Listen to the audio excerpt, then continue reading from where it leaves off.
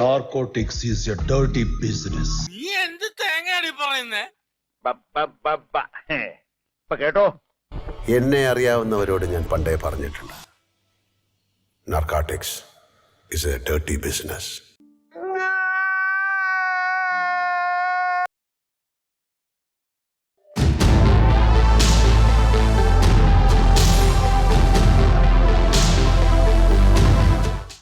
നമസ്കാരം സുഹൃത്തുക്കളെ, 2022 ഒക്ടോബർ 5 ഏതാണ്ട് 100 കോടിയോളം മുതൽ മുടക്കിൽ വന്ന് 107 കോടി നേടി തിയേറ്ററിൽ 8 നിലയിൽ പൊട്ടിയ മെഗാസ്റ്റാർ ചിരഞ്ജീവിയുടെ ഗോഡ് ഫാദർ എന്ന സിനിമയുടെ ഒരു അവലോകനമാണ് നമ്മൾ കാണാൻ പോകുന്നത്. സിനിമയുടെ തുടക്കം ഫ്രാൻസിലെ ഇന്റർപോൾ ഹെഡ്ക്വാർട്ടേഴ്സിൽ നിന്നാണ്. എനിക്ക് വിശ്വസിക്കാൻ സാധിക്കുന്നില്ല നീ ഈ കേസിൽ നിന്ന് രക്ഷപ്പെട്ടെന്ന്. അന്നേരം മറ്റേയാൾ പറയുകയാണ്, അബ്രഹാം ഖുറേഷി എന്നെ 7 വർഷം വേട്ടയാടിയെന്ന്.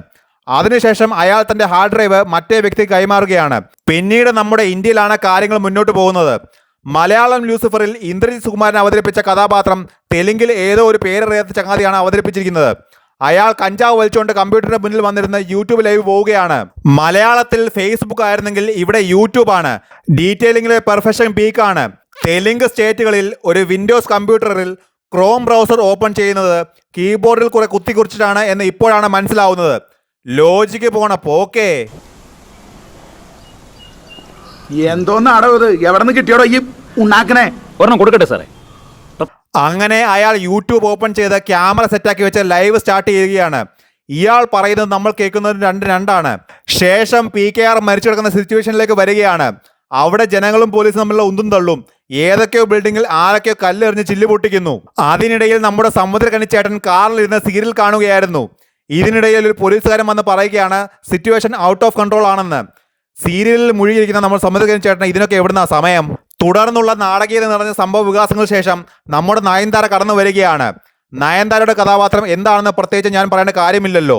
നയൻതാരയുടെ ഓസ്കാർ ലെവൽ നാടകീയത നിറഞ്ഞ അഭിനയത്തിന് ശേഷം നമ്മുടെ മെഗാ സ്റ്റാർ കടന്നു വരാൻ സമയമായി എന്ന് ഗോവർദ്ധനെ അറിയിക്കുകയാണ്. പിന്നീട് മഴയത്ത് ഒരു വീടിന്റെ ഫ്രണ്ടിൽ കുറെ കുട പിടിച്ചുകൊണ്ട് കുറെ ആളുകൾ നിൽക്കുന്നു. കറുത്ത കുട പിടിച്ചു നിൽക്കുന്ന കുറെ ആളുകൾക്കിടയിൽ ഒരു വെറൈറ്റി ആയിക്കോട്ടെ എന്ന് വിചാരിച്ചാകാം നമ്മുടെ സുനിൽ അണ്ണൻ ഒരു ഓറഞ്ച് കളർ കുട കൊണ്ടുവരുന്നു. ആ കുടക്കീഴിലൂടെയാണ് നമ്മുടെ കഥാനായകൻ ബ്രഹ്മ കാറിലേക്ക് കയറുന്നത്. അങ്ങനെ നമ്മുടെ ബ്രഹ്മ കടന്നു വരികയാണ്. മക്കളെ, കടന്നു വരികയാണ്. ബ്രഹ്മയുടെ കാർ പോലീസുകാരൻ തടഞ്ഞു നിർത്തി പറയുകയാണ് വണ്ടി വിടാൻ പറ്റില്ലെന്ന്. അത് കേട്ട് ഈഗോ അടിച്ച ബ്രഹ്മ കാറിൽ നിന്ന് ഇറങ്ങി എന്നാൽ ഞാൻ നടന്നു പൊക്കോളാം എന്ന് പറഞ്ഞ് കൂളിംഗ് ഗ്ലാസും വെച്ച് സ്ലോ മോഷനിൽ നടക്കുകയാണ്. ഹൃദയവാഹിനി ഒഴുകുന്നു നീ മധുര സ്നേഹ തരംഗിണിയായി. പോലീസുകാരുടെ ക്രൗഡ് കൺട്രോൾ ചെയ്യാൻ പറയുകയും അങ്ങനെ പോലീസുകാർ ബ്രഹ്മയെ തൊടാതെ ബാക്കിയുള്ള ജനങ്ങളോട് മൽപ്പിടുത്തം നടത്തുകയാണ്. അങ്ങനെ നമ്മുടെ ബ്രഹ്മ പൂമാല കൊണ്ട് PKRന്റെ ശവപ്പെട്ടിയുടെ മണ്ടയ്ക്ക് വെച്ച് സൈഡിൽ നിന്ന് കല്ലഴിക്കുന്ന പെർഫോമൻസ് നടത്തുകയാണ്. ആ ഭാഗത്ത് ബ്രഹ്മയുടെ അഭിനയമെല്ലാം കഴിഞ്ഞ് ബ്രഹ്മ തിരിച്ചു പോകുന്നു. പിന്നീട് കാണിക്കുന്ന സീനിൽ മരിച്ച ചിത്തിലിരിക്കുന്ന PKRനോട് രഹസ്യം പറയുന്ന നയൻതാര. ഇതുകൊണ്ടൊക്കെ ഉദ്ദേശിക്കുന്നത് എന്താണെന്ന് സത്യത്തിൽ എനിക്ക് മനസ്സിലായില്ല. ഡീറ്റെയിൽസിൽ ഒരു ശകലം പോലും ശ്രദ്ധ കൊടുക്കാത്ത രംഗങ്ങളാണ് പിന്നീട് നമ്മൾ മുന്നോട്ട് കണ്ടുകൊണ്ടിരിക്കുന്നത്. പോലീസിന്റെ ഔദ്യോഗികമായ ചടങ്ങുകളൊക്കെ നടക്കുന്നത് പകൽ സമയത്തായിട്ടാണ് കാണിക്കുന്നത്. തൊട്ടടുത്ത സീനിൽ നയൻതാര ചിതയ്ക്ക് തീകൊളുത്തുന്ന കാണിക്കുമ്പോൾ രാത്രിയായി. അപ്പോൾ രാവിലെ തൊട്ട് രാത്രി വരെ ചിത ഇങ്ങനെ വെച്ചുകൊണ്ടിരിക്കുകയായിരുന്നു. പിന്നീട് മുംബൈയിൽ നമ്മുടെ വർമ്മയും വില്ലനും കൂടിയിട്ട് ഡീലർമാരെ കാണാൻ പോവുകയാണ്. അങ്ങനെ അവർ ബോട്ടൊക്കെ പിടിച്ച് മാഫിയ ഡീലറുടെ ബംഗ്ലാവിലേക്ക് വരികയാണ്. ഫണ്ട് ചെയ്യാൻ അവർ തിരഞ്ഞെടുത്ത ഡീലറോട് പറയുകയാണ് ഞങ്ങൾക്ക് 780 കോടി രൂപ എല്ലാ മാസവും വേണമെന്ന്. അത് പറയുന്നത് എവിടെ നോക്കിയിട്ടാണ്? പ്രൊജക്ടറിൽ നിന്ന് സ്ക്രീനിലേക്ക് പ്രൊജക്ട് ചെയ്ത ഒരു വീഡിയോയിൽ നോക്കിയിട്ട്. പിന്നീട് പാർട്ടിയുടെ ഫണ്ട് ഡീലിംഗ് പ്ലാനുകളെ പറ്റി സംസാരിക്കാനായിട്ട് വർമ്മയും ബോബിയും കൂടി ബ്രഹ്മയെ വിളിച്ചു വരുത്തുകയാണ്. അങ്ങനെ ബ്രഹ്മ കൂളിംഗ് ഗ്ലാസും വെച്ച് സ്റ്റൈലിൽ മുറിയിലേക്ക് കയറി വരുമ്പോൾ ആദ്യം കാണുന്നത് ഒഴിഞ്ഞു കിടക്കുന്ന കസേരയാണ്. അത് കാണുമ്പോൾ ബ്രഹ്മയുടെ മനസ്സിൽ പഴയ ഓർമ്മകൾ വീണ്ടും വരുന്നു. ഇത് കാണുമ്പോൾ സിനിമ കാണുന്ന പ്രേക്ഷകന് നായകനോട് ഫീലിങ്സ് വരണം. ബ്രഹ്മയുടെ മുഖത്ത് വരുന്ന ഭാവവ്യത്യാസങ്ങൾ നിങ്ങൾ കാണുന്നില്ലേ? അങ്ങനെ ബ്രഹ്മ വന്ന് കസേരയിൽ ഇരുന്നതും കസേരയുടെ കൈ ഒടിഞ്ഞു. വർമ്മയുടെ ഒരു ഡയലോഗ് കസേരയെല്ലാം ചിതലടിച്ചതാണെന്ന്. പിന്നീട് വർമ്മ ബ്രഹ്മയോട് പറയുകയാണ് നമ്മുടെ പാർട്ടിയുടെ സുഗമമായ നടത്തിപ്പിന് ജയ്യുടെ ബന്ധത്തിൽ ഒരു നല്ല ഫണ്ടറെ കണ്ടെത്തിയിട്ടുണ്ട്. ഒരു ഫാർമസ്യൂട്ടിക്കൽ കമ്പനി. അവരുടെ ബേസ് ഗോവ, മുംബൈ, ലക്ഷദ്വീപ് എന്നിവിടങ്ങളിലാണ്. ഈ പറഞ്ഞ ക്ലൂ വെച്ച് ബ്രഹ്മ കണ്ടെത്തുകയാണ് ഇതൊരു ഡ്രഗ് കമ്പനിയാണെന്ന്. വർമ്മ പറയുകയാണ് അത് നിങ്ങൾ ഉദ്ദേശിക്കുന്ന ഡ്രഗ് അല്ല, മരുന്നുണ്ടാക്കുന്നുണ്ടല്ലോ ആ ഡ്രഗ് ആണെന്ന്. ഈ സമയം നമ്മുടെ വില്ലൻ പറയുകയാണ് അത് നർക്കോട്ടിക്സ് ആണെന്ന്. അപ്പോൾ നമ്മുടെ ബ്രഹ്മ ചാടി എണീറ്റ് പറയുകയാണ് narcotics is a dirty business. പോടായിരുന്നു. അവിടെ നിന്ന് അതൃപ്തി പ്രകടിപ്പിച്ചുകൊണ്ട് ബ്രഹ്മ കൊച്ചിന്റെ പേരിൽ ചടങ്ങ് നടത്താൻ വേണ്ടി പോവുകയാണ്. ബ്രഹ്മ കൊച്ചിനിടുന്ന പേര് സത്യ എന്നാണ്. സത്യ എന്നത് നയൻതാരയുടെ കഥാപാത്രത്തിന്റെ പേരാണ്. പേരിടൽ ചടങ്ങൊക്കെ കഴിഞ്ഞ് സുനിലിനോട് സംസാരിക്കുന്ന സമയത്ത് ഒരു മരം വെട്ടുകാരൻ ചെറുക്കൻ വന്ന് ബ്രഹ്മയ്ക്ക് സിഗ്നൽ കൊടുക്കുകയാണ് നമുക്ക് തല്ലുണ്ടാക്കാൻ സമയമായി എന്ന്. അങ്ങനെ ബ്രഹ്മ ഒരു പഴയ ജീപ്പ് എടുത്ത് ആ മരം വെട്ടുകാരൻ ചെറുക്കനെയും കൂടി കൂട്ടി ആളെ തല്ലാൻ വേണ്ടി പോവുകയാണ്. അങ്ങനെ ഗുണ്ടകൾ ഫർണിച്ചറും മറ്റ് സാമഗ്രികളും സെറ്റ് ചെയ്തുകൊണ്ടിരിക്കുന്നതിനിടയ്ക്ക് ബ്രഹ്മ ജീപ്പിൽ പൊടിപാറി വരികയാണ്. വന്നതും അവിടെ കിടന്ന ഒരു കസേര കറക്കി അതിൽ കാലെടുത്ത് വെച്ച് ഇരിക്കുകയാണ്. മരം വെട്ടുകാരൻ ചെറുക്കൻ ബ്രഹ്മയ്ക്ക് വേണ്ടിയുള്ള ബിൽഡപ്പ് കൊടുക്കുകയാണ്. ഇതിനിടയിൽ സുനിലിന്റെ ഒരു ഫ്ലാഷ് ബാക്ക് പറച്ചിലുണ്ട്. എടെ സുനിൽ എന്ത് കൂതറയായിട്ടാണ് ഭയം എന്ന വികാരത്തെ മുഖത്ത് കാണിക്കുന്നത്. അഭിനയം മാത്രമല്ല ആ സീനിൽ കൊടുത്തിരിക്കുന്ന ഡയലോഗും വെറും കൂതറ. ബ്രഹ്മ നമ്മൾ ഉദ്ദേശിച്ച ആളല്ല സാർ, ശിവതാണ്ഡവം ആടുന്ന കാലഭൈരവുടു. പിന്നീട് നമ്മുടെ ബ്രഹ്മയുടെ പൊടിപാറയുള്ള കച്ചറ ഫൈറ്റാണ്.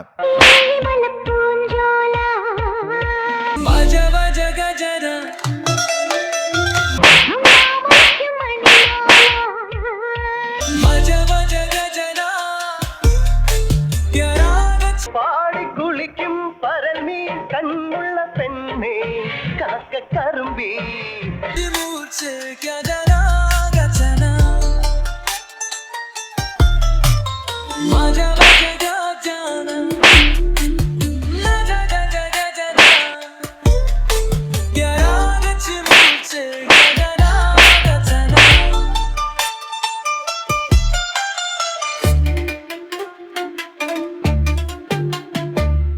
ഇതിനുശേഷം പോലീസുകാർ അടി നടന്ന സ്ഥലത്ത് വരുന്നുണ്ടെങ്കിലും അവർക്ക് അവിടെ നിന്ന് ഒരു കച്ചിത്തുരുമ്പ് പോലും കിട്ടുന്നില്ല. രണ്ടെണ്ണം കിടപ്പുണ്ടായിരുന്നു. ഇനി ഇവിടുത്തെ അമ്മായി എടുത്തിട്ടോന്നറിയില്ല. ആ പ്ലാനും പൊളിഞ്ഞതോടുകൂടി വർമ്മയും ജയദേവും കൂടിയിട്ട് ബ്രഹ്മയുടെ ആശ്രമത്തിലെ ഒരു പെണ്ണിനെ കൊണ്ട് ബ്രഹ്മയ്ക്ക് എതിരെ പറയിപ്പിക്കുകയാണ്, അതും നാഷണൽ ടെലിവിഷനിൽ. ഈ അവസരം മുതലെടുത്ത് നമ്മുടെ സമുദ്രകനി ചേട്ടൻ ബ്രഹ്മയെ അറസ്റ്റ് ചെയ്യാൻ വേണ്ടി ആശ്രമത്തിൽ വരികയാണ്. അങ്ങനെ ബ്രഹ്മയുടെ കയ്യിൽ വിലങ്ങ് വെച്ച് കൊണ്ടുപോകുന്ന വേളയിൽ ഒരു കുട്ടി വന്ന് ബ്രഹ്മയെ കൊണ്ടുപോകരുത് എന്ന് അഭ്യർത്ഥിക്കുകയാണ്. വളരെ നാടകീയമായ രംഗങ്ങൾ. ആ കുട്ടി പോലീസുകാരുടെ കാല് പിടിക്കുന്നുണ്ടെങ്കിലും പോലീസ് അവളെ ചവിട്ടി മാറ്റി.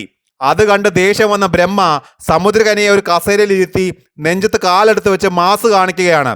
അപ്പോഴാ മുഖത്ത് വരുന്ന എക്സ്പ്രഷനൊക്കെ ഒന്ന് കാണണം. അതിനുശേഷം ബ്രഹ്മയുടെ കോളർ പിടിച്ച് സമുദ്രകനി മാസ് കാണിക്കാൻ നോക്കിയെങ്കിലും ബ്രഹ്മയുടെ മാസിന് മുന്നിൽ സമുദ്രകനി മൊത്തത്തിൽ ഉരുകിയില്ലാതായി പോയി. പിന്നീട് ബ്രഹ്മയെ ജയിലിലേക്ക് കൊണ്ടുപോവുകയാണ്. ജയിലിൽ കിടക്കുന്ന ബ്രഹ്മയെ കൺവിൻസ് ചെയ്യാനായിട്ട് ജയ് വരുന്നുണ്ട്. പക്ഷേ തന്റെ വാക്കുകളോട് കൺവിൻസ് ആവാത്ത ബ്രഹ്മയുടെ മുന്നിൽ കിടന്നുകൊണ്ട് ജയ് വിളയാടുകയാണ്. കാര്യങ്ങളെല്ലാം കഴിഞ്ഞ് തിരിച്ചു പോകുന്ന നേരത്ത് ഡോർ ഓപ്പൺ ചെയ്യാനായിട്ട് ഓഫീസറോട് പറയുമ്പോൾ അദ്ദേഹം ഓപ്പൺ ചെയ്യുന്നില്ല. ഒറ്റ തലയാട്ടലിലൂടെ ഡോർ ഓപ്പൺ ചെയ്യാൻ പറഞ്ഞ് മാസ് കാണിച്ച് അവിടെയും ബ്രഹ്മ ഒന്നാമത്. തിരിച്ചു പോകുന്ന വേളയിൽ ഓഫീസറിന് ഒരു ഫോൺ കോൾ വരികയാണ്. അദ്ദേഹം ആ ഫോൺ കൊണ്ടുവന്ന് ബ്രഹ്മയ്ക്ക് കൊടുത്തു. അപ്പോൾ നമ്മൾ മനസ്സിലാക്കിക്കൊള്ളണം അടുത്ത അവതാരം വരാൻ സമയമായി എന്ന്. International comedy piece Salman Khan. വർമ്മയും ജയദേവും ഇതുകൊണ്ടൊന്നും അവസാനിപ്പിക്കുന്നില്ല. ജയിലിൽ വെച്ച് ബ്രഹ്മയെ തീർക്കാൻ ഗുണ്ടകളെ പറഞ്ഞയക്കുകയാണ്. അപ്പൊ തുടങ്ങാല്ലേ? അത് മക്കളും കൊച്ചന്മാരും കൂടെ ആയി. ഇതൊരു നടക്കി പോണ ലക്ഷണില്ല. ഞാൻ ഇവന്റെ രണ്ടെണ്ണം വാങ്ങിച്ചിട്ടേ പോവുള്ളൂ. സഹൃദയരായ നാട്ടുകാരെ, അടുത്തതായി വേദി 2-ൽ ബ്രഹ്മയുടെ കൊലമാസ് ഫൈറ്റാണ് നിങ്ങൾ കാണാൻ പോകുന്നത്.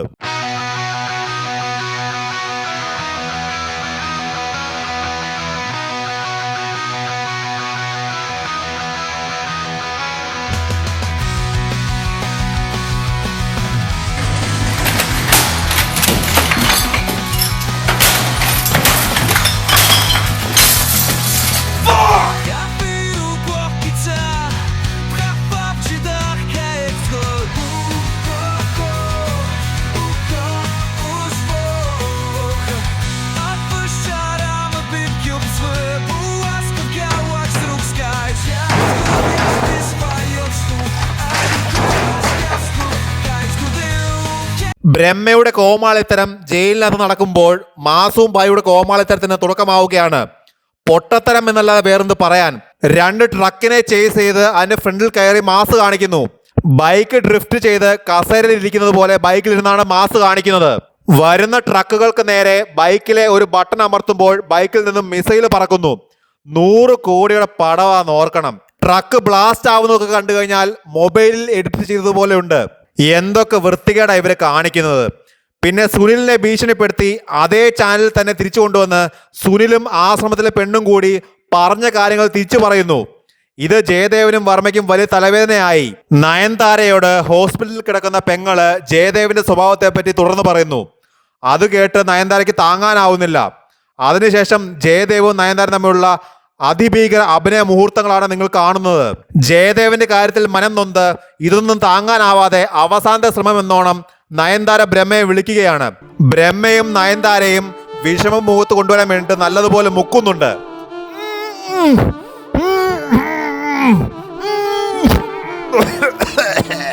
വല്ലതും തോന്നിയോടെ നയൻതാര തിരിച്ചു പോകുന്നതിന് മുമ്പ് ഒരു കാര്യം കൂടി പറയുന്നുണ്ട്. സമുദ്രകനിയും എൻ്റെ അടുത്ത് മോശമായി പെരുമാറിയെന്ന്.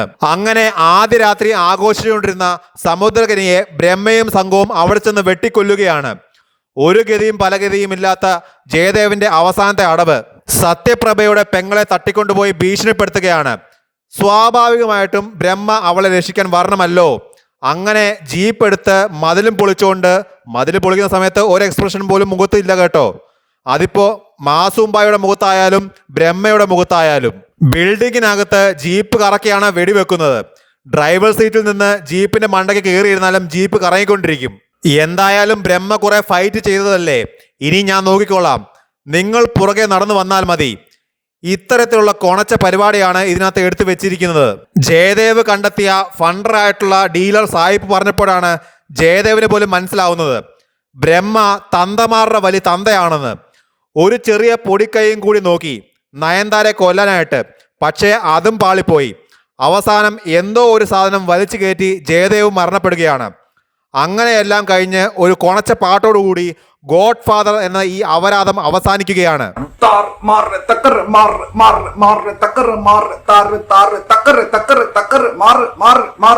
നിർത്തിയിട്ട് പോടേ.